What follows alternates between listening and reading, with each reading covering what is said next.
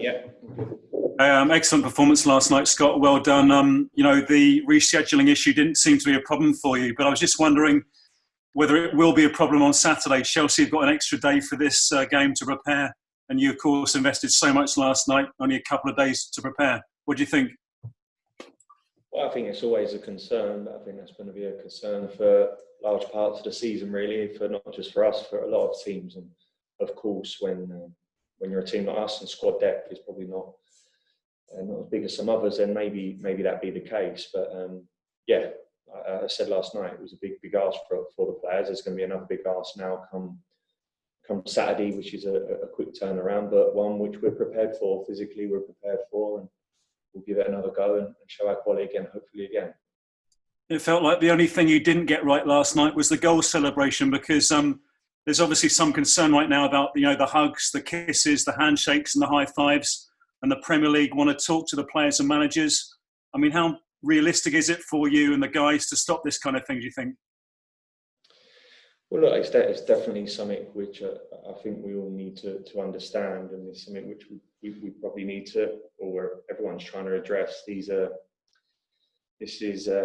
habits from every young child who plays football.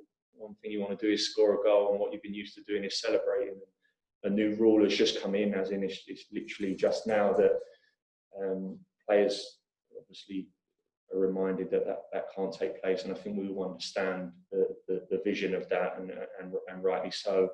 I suppose it is going to take a little bit of time on that, because raw emotion and the habit, like I said. But look, constantly that message is being relayed to the players. Constantly that message will keep you reinforced. The Premier League are doing that as well with us. So I think there's no denying there is going to be some hiccups along the way, because you're taking something out of players what was, like I said, has been a habit for a long time. But we need to address it, and we'll keep fighting and keep trying to do that. And the managers have got to play their part as well. Did Jose get too close to you last night, do you think? Again, it is difficult. It's a tough one. So, and I think that we're all responsible. We all understand what needs to happen, or certainly we're trying our hardest. We're in a working environment. Every manager I probably speak for here, every day you come in and you're constantly having to second thought things, and shall I do that? Can't do that. And sometimes there's been some slight hiccups. You may shake someone's hand, or you may embrace someone. Realise the spotlight's on us and eyes are on us, and also realise the seriousness of the situation and what the country faces. So we'll keep trying to do it the right way. Just on the team news, Scott, is Mitrovic going to be okay for Saturday? And what about Lamina and Kearney? I mean, are they injured, or have they actually got coronavirus issues? Mitrovic is possible to be there for the weekend. Train today lightly and see how he pulls through tomorrow. And then the other two boys, are just not available at the moment. So we'll see where we are with them in the coming days. Tom's got a slight issue with his knee, and that's where all them injury updates are, really. A couple more, Scott. You're going to play Chelsea, unbeaten in 5, and you showed against Tottenham, how good you now are.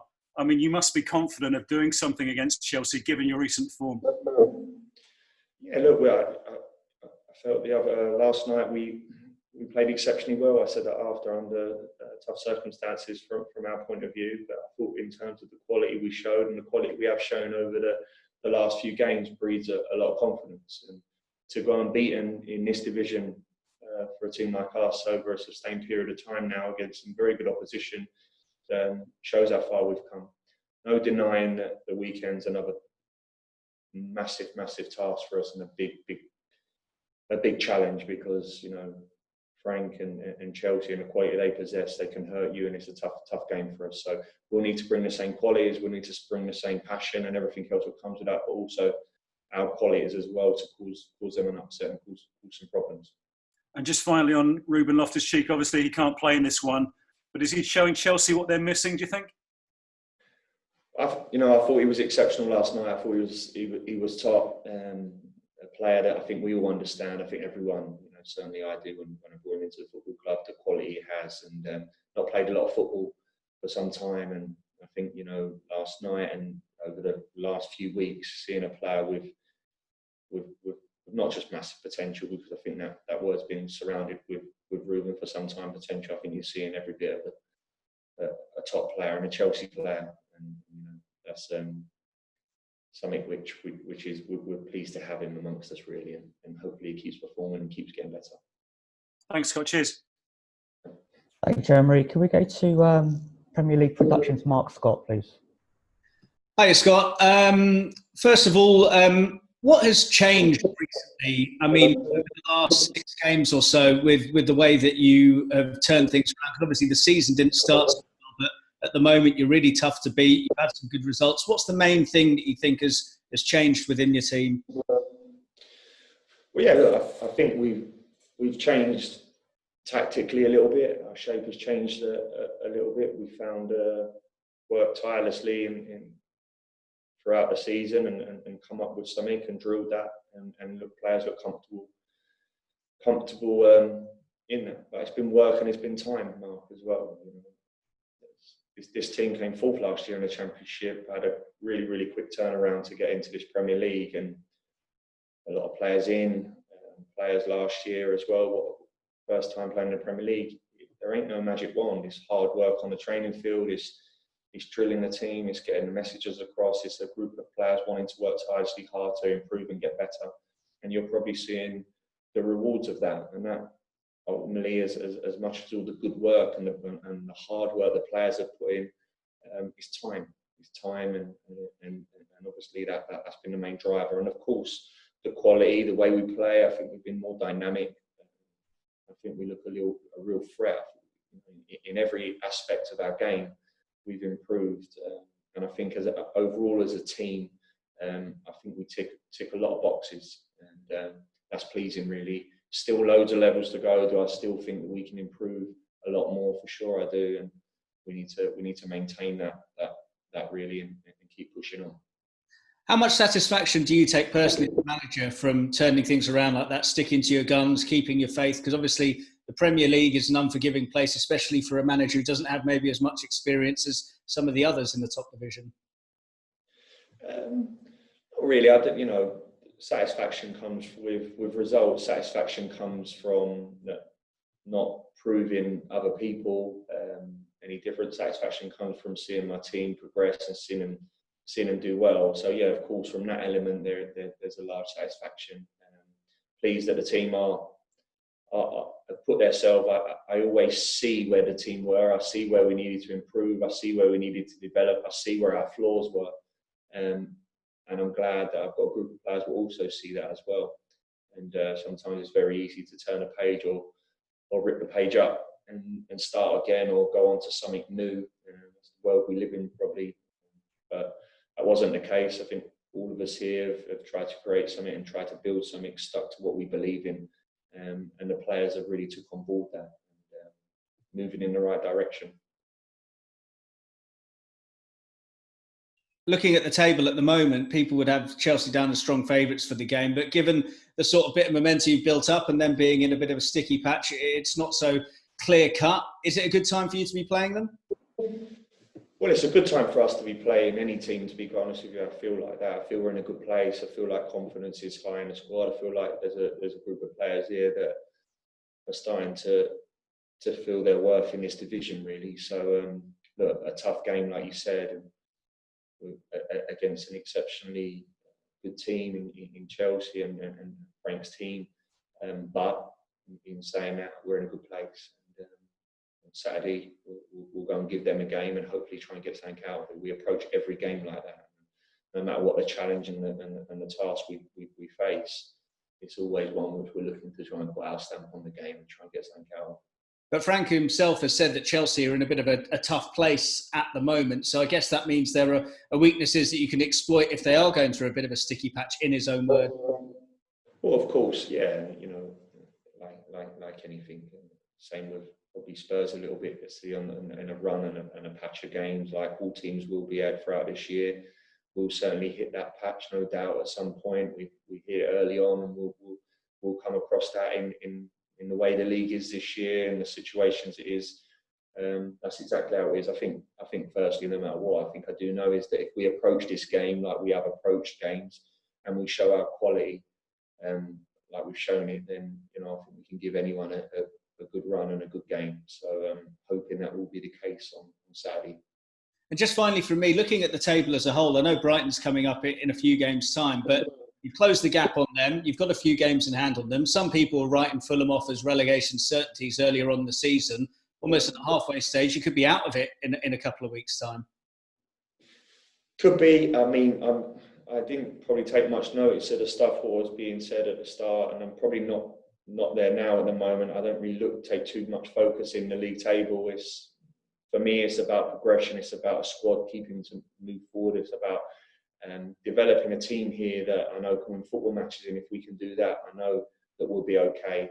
I've said many a time throughout this year, this season, what will drown us is the what if thinking. Is what if this? What if we don't win that? Are we going to get to this point? Where are we sitting in the league? And we need to eradicate all that really, because we need to go. And it's a constant driver from me. Just a clear focus of improving, a clear focus of getting better as individually and as a team.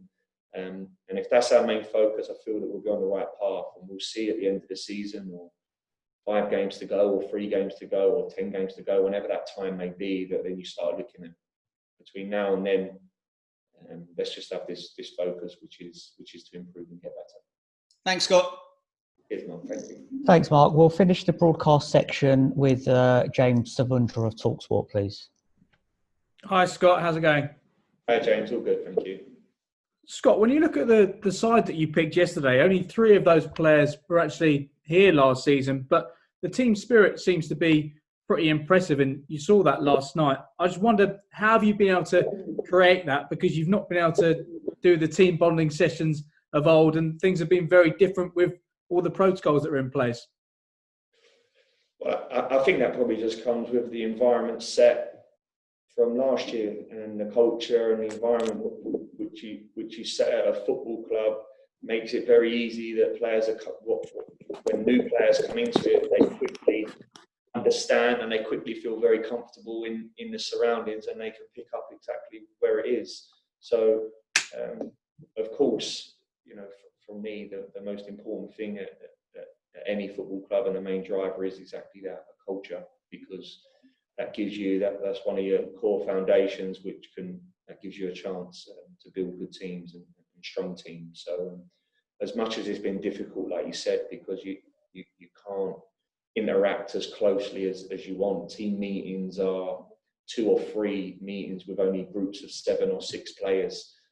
So of course that's been difficult, but you fall back onto exactly what I'm talking about, things that change. So players who have been here last year and understand the standards, understand which is expected of them, then players helping new players come in and relaying that message to them and fitting into that really. So that's helped.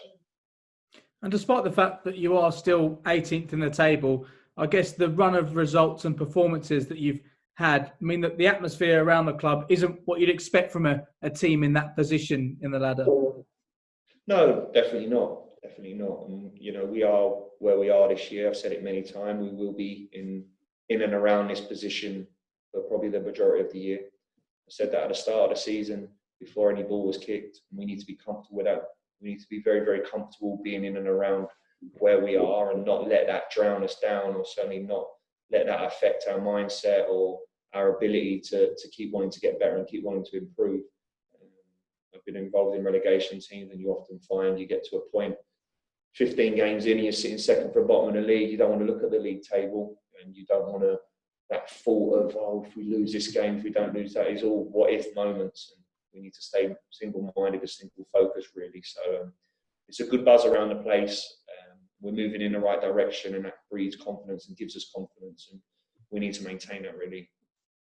And just finally from me, you played alongside Frank Lampard with Chelsea and with England. I just wonder if there's anything you saw in him then as a player that made you think he'd go on to be a Premier League manager? Or a work ethic and a determination.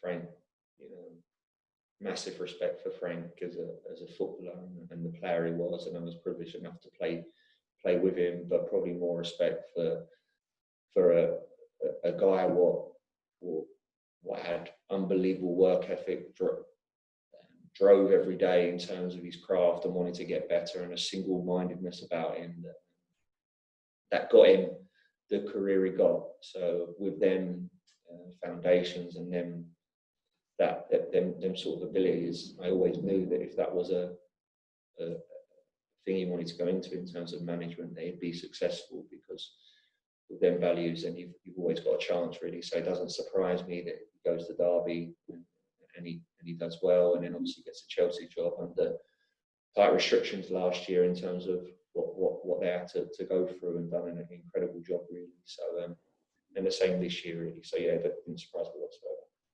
Thanks, Scott. Good luck. Yes, thank you. Thanks, James. That completes the broadcast section.